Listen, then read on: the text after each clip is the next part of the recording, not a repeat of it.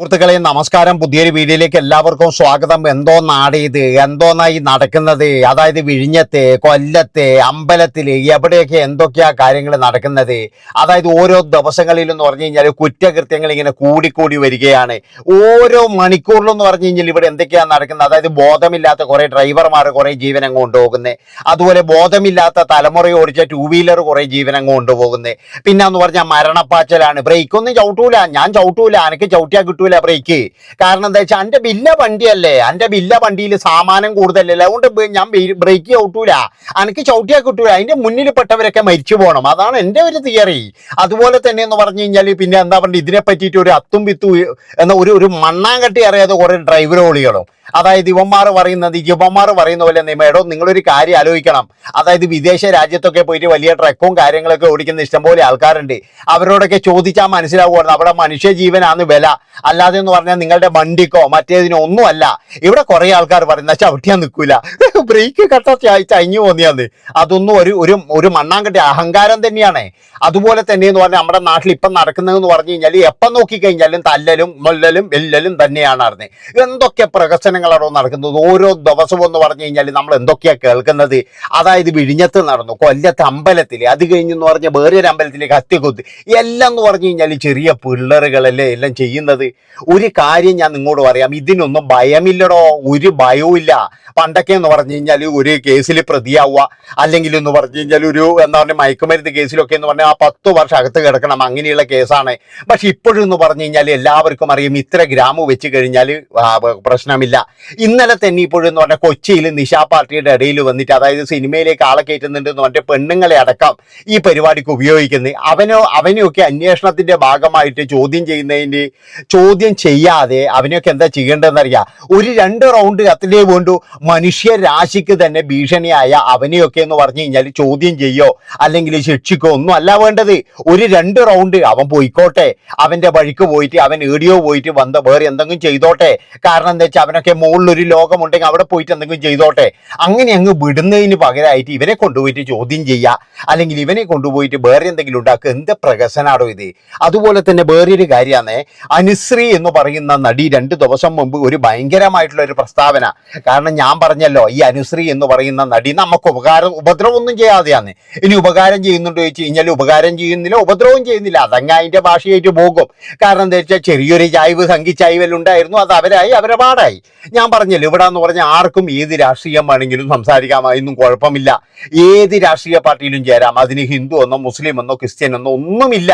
പിന്നെ ചില അടിമകളുണ്ട്, ഭയന്നിട്ട് ഒരേ ഇതിലെ പിടിച്ചു നിൽക്കും. കാരണം എന്താ അറിയാം, അവരെ വല്ല സൗജന്യവും പറ്റിയിട്ടായിരിക്കും ഇവൻ ജീവിക്കുന്നത്.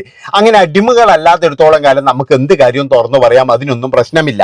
അപ്പോ അനുശ്രീ പറഞ്ഞത് വിഴിഞ്ഞം കൊലപാതകത്തിന്റെ അതില് ഒരു പ്രസ്താവന നടത്തിയിരുന്നു അനുശ്രീ. എന്താണെന്ന് വെച്ച് കഴിഞ്ഞാൽ എന്ത് മൈ ആണ് ഇവിടെ നടക്കുന്നത് എന്നൊക്കെ ചോദിച്ചിട്ട് ഒരു പ്രസ്താവന നടത്തിയിരുന്നു.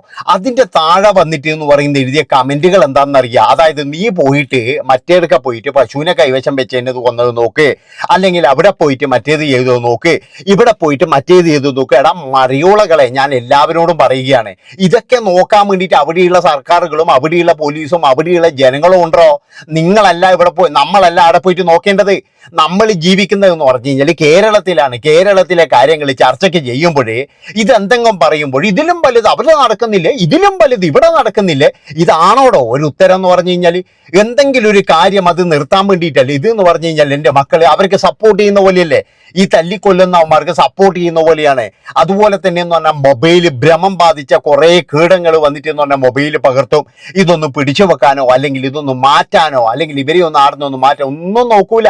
കണ്ണിച്ചോരയില്ലാത്ത ടീമുകളിൽ നിന്ന് കേട്ടിട്ടേ ഉള്ളൂ. പക്ഷെ ഈയിടെയായിട്ട് ഞാൻ കാണാൻ തുടങ്ങിയിട്ടുണ്ട് കണ്ണിച്ചോര എന്ന് പറയുന്ന ഒരു സംഭവം ഇല്ലാത്ത കുറേ ജനങ്ങള്. അപ്പോ ഇവരുടെയൊക്കെ നടുക്ക് വന്നിട്ട് ഓരോരുത്തരും കാണിക്കുന്ന ഗുണ്ടായിസം. ഇന്നലെ ഇപ്പോൾ ക്ഷേത്ര ഉത്സവം നടക്കുമ്പോൾ ഒരുത്തൻ വടിവാള് കൊടുത്തിട്ട് വരുന്നത് 200-300 ആൾക്കാരുടെ ഇടയിലൂടെയാണ് ഇവൻ വടിവാള് കൊടുത്ത് വരുന്നത്. 4 ചങ്കൂറ്റുള്ള ചെറുപ്പക്കാരുണ്ടെങ്കിൽ അവനെ പിന്നെ എഴുന്നേറ്റ് തളർത്തി അവനെ പിന്നാന്ന് പറഞ്ഞു കഴിഞ്ഞാൽ എന്താ പറയേണ്ടത്, അവന് പരസഹായം ഇല്ലാതെ നടക്കാൻ പറ്റൂല. അങ്ങനെയൊക്കെയുള്ള നമ്മുടെ നാട്ടിൽ എന്തിനാണ് ഇവനെയൊക്കെ പേടിച്ച് നിൽക്കുന്നത്? ഇവനൊക്കെ പേടിച്ച് തോത്, ഇവനൊക്കെ എന്ന് പറഞ്ഞാൽ വടിവാളും വീശിയിട്ട് പലതും പറഞ്ഞു വരുമ്പോൾ ഇവനൊക്കെ തോത് നിൽക്കുക. എന്തൊരു അവസ്ഥയാണ്. ഇപ്പൊ അനുശ്രീ അങ്ങനെ പ്രതികരിച്ചോട്ടെ, അനുശ്രീ പ്രതികരിച്ചിട്ടുണ്ടെങ്കിൽ അനുശ്രീന്റെ ഇതാണ്. അതിന് അനുശ്രീനെ വന്നിട്ട് നീ മറ്റേ എന്നാ പറയേണ്ടത്, അതിന്റെ കമന്റ് ഞാൻ വായിച്ചു തരേ. അനുശ്രീ അങ്ങനെ ഒരു പ്രതികരണം നടത്തിയത് മാത്രമേ ഓർമ്മയില്ല. അവർ സംഖ്യ ആയിക്കോട്ടെ, കുങ്കി ആയിക്കോട്ടെ, എന്തോ ആയിക്കോട്ടെ, അതൊന്നും നമുക്ക് പ്രശ്നമൊന്നുമല്ല. ആരെ എന്ത് ചെയ്താലും, അത് തല്ലിയാലും കൊന്നാലും ആർക്കും ഒന്നും പറ്റില്ല എന്നുള്ളൊരു വിശ്വാസം. അതായത് ജയിലിൽ പോയി കഴിഞ്ഞാലും അവിടുന്ന് തിരിച്ചു വന്നു കഴിഞ്ഞാലും നല്ല ട്രീറ്റ്മെന്റ് ആണ്, നല്ല ശമ്പളമാണ്, നല്ല തീറ്റിയാണ് എന്നൊക്കെയുള്ള ആത്മവിശ്വാസം. പിന്നെന്ന് പറഞ്ഞു കഴിഞ്ഞാൽ ഇവിടെ ജീവിക്കുന്നതിന് നല്ലത് ജയിലിൽ ജീവിക്കുന്നതാണ്. വേറെ പ്രാരാബ്ദമൊന്നും ഇല്ലെങ്കിൽ അതിൻ്റെ ഉള്ളിൽ പോയി കിടക്കുന്നതിന് വലിയ കുഴപ്പമൊന്നുമില്ല. വിഴിഞ്ഞം സംഭവത്തിൽ രൂക്ഷമായി പ്രതികരിച്ച് അനുശ്രീ എന്ന് പറഞ്ഞിട്ടാണ് ഒരു പോസ്റ്റ് വന്നത്. അതിന്റെ താഴെ വന്ന കമന്റ് ഇങ്ങനെയാണ്: പശു ഇറച്ചി കൈവശം വെച്ചു എന്നതിന്റെ പേരിൽ ഗുജറാത്തിലും ഡൽഹിയിലും മുസാഫർ നഗറിലും കലാപം നടത്തി മനുഷ്യരെ കൊന്നപ്പോൾ ഇതേ ചോദ്യമാണ് ചേച്ചി ഞങ്ങളും ചോദിച്ചത്. ഈയിടെ ഒരു പയ്യനെ ക്ഷേത്രത്തിൽ വെച്ച് കൊന്നപ്പോഴും ഞങ്ങൾ ഇതേ ചോദ്യമാണ് ചോദിക്കുന്നത്. ചില സംഭവങ്ങൾ മാത്രം കാണുമ്പോൾ ദുഃഖം വരുന്നത് ഒരു പ്രത്യേകതരം മാനസികാവസ്ഥയാണ്. അവിടെയും അനുസ്ത്രീക്ക് കുറ്റം. അതായത് ഇങ്ങനെയുള്ള സംഭവങ്ങളൊന്നും പ്രതികരിക്കരുത് മകളെ. നിങ്ങൾ പ്രതികരിക്കുന്നുണ്ടെങ്കിൽ എല്ലാത്തിലും പ്രതികരിക്കണം എന്നാണ് പറയുന്നത്. എടോ, മനുഷ്യന്മാർ മനസ്സും മടുത്തിട്ടാണ് പ്രതികരിക്കുന്നത്. അത് മനസ്സിലാക്കുക ആദ്യം. അതായത് ഞാൻ ഇന്ന് പറഞ്ഞില്ലേ, ഈ പശു ഇറച്ചി മറ്റേതും വെച്ചിട്ട് എന്തെങ്കിലും ചെയ്തിട്ടുണ്ടെങ്കിൽ അത് അവിടെയുള്ള ആൾക്കാരുണ്ടോ, അവിടെയുള്ള ആൾക്കാർ ചെയ്യട്ടെ. അതൊക്കെ എന്തിനാണ് ഈ പാവങ്ങളായ നമ്മുടെ കേരളക്കാരുടെ തലമണ്ടയിൽ കൊണ്ട് വെക്കുന്നത്? എന്തിനാ? നമ്മളെ നാട്ടിൽ കാണുന്ന ഒരു അനീതിക്കെതിരെയല്ലേ സംസാരിക്കുന്നത്? അങ്ങനെ സംസാരിക്കുമ്പോൾ പോലും എന്ന് പറഞ്ഞു കഴിഞ്ഞാൽ അവരെ നിശബ്ദരാക്കാനുള്ള ചില മരയോളികൾ, അല്ലാതെ വേറെ ഒന്നും പറയാനില്ല.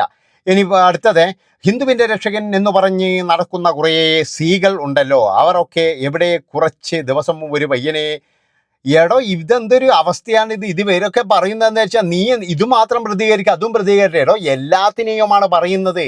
അതായത് മനുഷ്യന്മാരെ ഇതുപോലെ ചെയ്യുന്ന എല്ലാത്തിനോടും പറയുകയാണ് ഞങ്ങൾ, ഇത് വളരെ തെറ്റ് തന്നെയാണ്, ഇതൊരിക്കലും നമുക്ക് ന്യായീകരിക്കാൻ കഴിയില്ല.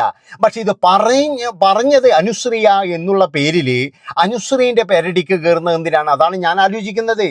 ആരും കൊതിക്കുന്ന കേരളം എന്ന് പറഞ്ഞിട്ട് ഒരുത്തൻ ഒരു ചിഹ്നം ഇട്ട് വെച്ചിരിക്കുന്നു. പിന്നെ പശുവിൻ്റെ പേരിൽ തല്ലിക്കൊല്ലുന്നത് മോൾ കാണുന്നില്ല. മണിപ്പൂർ സ്ത്രീകളെ കൊല്ലുന്നത് കണ്ടിട്ടും ഉണ്ടാകില്ല. സംഖ്യയായ പിന്നെ ഒന്നും കാണില്ലല്ലോ. എടാ, മണിപ്പൂരിലും മറ്റേടിക്കും ഇതൊക്കെ എന്ന് പറഞ്ഞാൽ അവിടെ ആൾക്കാരുണ്ട്, അവർ ചോദ്യം ചെയ്യട്ടെ. ഇനി ചോദിക്കുന്നവർ ചോദിക്കട്ടെ. കൺമുന്നിൽ ഒരാളെ ഇതുപോലെ ചെയ്തിട്ട് നമ്മുടെ കേരളത്തിലെ കാര്യം പറ. അതാണ് എനിക്ക് പറയാനുള്ളത്. കേരളത്തിലാണ് നമ്മളെല്ലാവരും ജീവിക്കുന്നത്. കേരളത്തിലെ കാര്യം പറ. നമ്മൾ പോയിട്ട് മണിപ്പൂരിൽ പോയിട്ട് സമാധാനം ഉണ്ടാക്കാനൊന്നും നമുക്ക് പറ്റൂലായിരുന്നു. നമുക്ക് പറ്റുമോ? നിങ്ങൾക്ക് പറ്റുമോ? നിങ്ങൾക്ക് പറ്റി കാണുന്നവർക്ക് പറ്റുമോ? ഒരിക്കലും പറ്റത്തില്ല. കേരളത്തിലെ കാര്യം പറയുമ്പോൾ മറ്റേ ഇടത്തേക്ക് പോകുന്നതായിരുന്നു.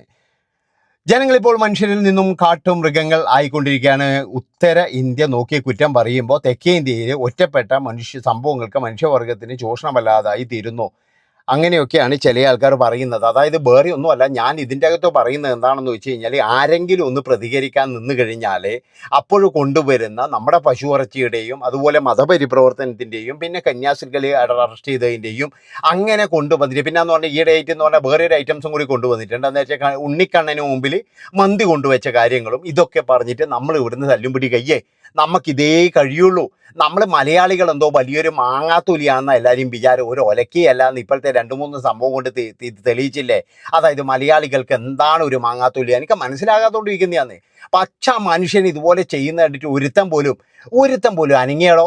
ഒരു പാവപ്പെട്ട ഒരു വൃദ്ധൻ ഡാൻസ് ചെയ്തിട്ടുണ്ടെങ്കിൽ അയാളെ പിടിച്ചു മാറ്റാൻ വേണമെങ്കിൽ അതിന് പകരമായിട്ട് ഇത്രയും ആൾക്കാരെ മുന്നിൽ വെച്ചിട്ട്, പോലീസ് അടക്കമുണ്ടെന്ന് എനിക്ക് തോന്നുന്നത്, അവിടെ മുന്നിൽ വെച്ചിട്ട് ഒരു കസേരി എടുത്തിട്ട് ഒരു മനുഷ്യനെ തല്ലണമെങ്കിൽ നിങ്ങൾ ആലോചിച്ച് നോക്ക്. അവൻ്റെ ധൈര്യം നിങ്ങൾ ആലോചിച്ച് നോക്ക്.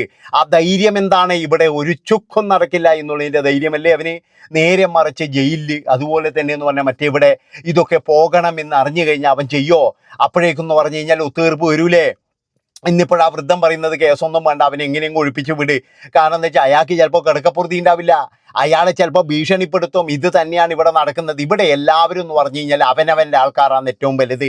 അത് ഏതവനായി കഴിഞ്ഞാൽ ഉള്ള കാര്യം എന്താ പറയുന്നത്, പ്രതികരിച്ച് കഴിഞ്ഞാൽ പിന്നെ അവൻ ചിലപ്പോഴും എന്ന് പറഞ്ഞു കഴിഞ്ഞാൽ വേറെ ഏതെങ്കിലും ഇതായിട്ട് അങ്ങ് മാറും.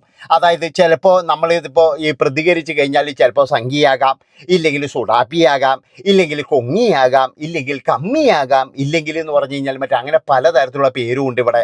ഒരു കാര്യം ഞാൻ പറയാം മക്കളെ, ഇതിൻ്റെ പുറകിലൊക്കെ എന്ന് പറഞ്ഞു കഴിഞ്ഞാൽ ഇവന്മാർക്കൊക്കെ ഇങ്ങനെയുള്ള സംഭവങ്ങൾ വരുമ്പോൾ ഒരു സാഡിസ്റ്റായ ഒരു മനോഭാവമാണ് എല്ലാത്തിനും. അതായത് ഇവർക്കൊക്കെ ഇങ്ങനെയുള്ള സങ്കടങ്ങൾ ഇതൊക്കെ കാണുമ്പോൾ ഒരു അരങ്ങാന്ന എനിക്ക് തോന്നുന്നത്. നാണമില്ലായിരുന്നു. അനുശ്രീ പറഞ്ഞിട്ടുണ്ടെങ്കിൽ അവരുടെ വിഷമം കേരളത്തിലെ ഒട്ടുമിക്ക ആൾക്കാരും പറയുന്ന ജാതിമത ഭേദമേന്യേ പറയുന്ന കാര്യങ്ങൾ ഒരുത്തൻ ഇതുപോലെ ചെയ്യുന്നത് കേട്ടിട്ട് മിണ്ടാതിരിക്കുന്ന ജനവർഗങ്ങളോടാണ് അവർ പറയുന്നത്.